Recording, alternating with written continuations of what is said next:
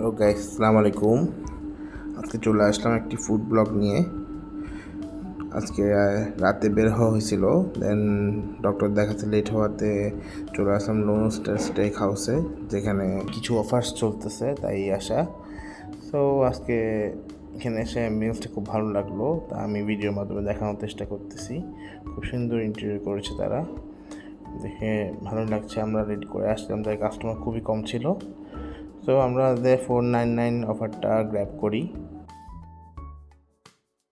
ঠিকই কর্নারটাতে বসে পড়েছিলাম, তো অর্ডার দিয়ে ফেললাম। আমি দিয়েছি পারমেসান চিকেন মিল, আর আমার ওয়াইফের জন্য দিয়েছিলাম পেরি পেরি চিকেন মিল। সো দুটোটা মিলিয়ে আসলো। আমারটা লুকস এই ধরনের ছিল, আর পেরি পেরি চিকেন মিলটা আমি পিক তুলতে মনে নেই। তো ট্রাই করা যাক। সো রাইস দেখছি, রাইসটা মোটামুটি খারাপ না।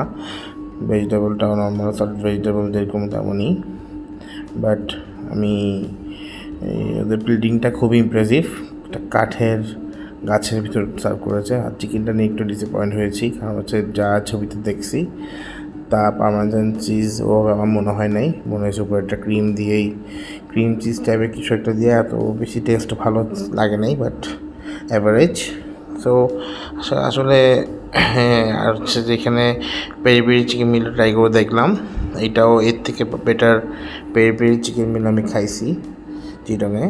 সো দাম হিসাবে স্টেক হাউস হিসাবে হয়তো বা দামটা কম, বাট খাবারের মানটাও তো এর থেকে ভালো মিল আমি আরও ট্রাই করছি।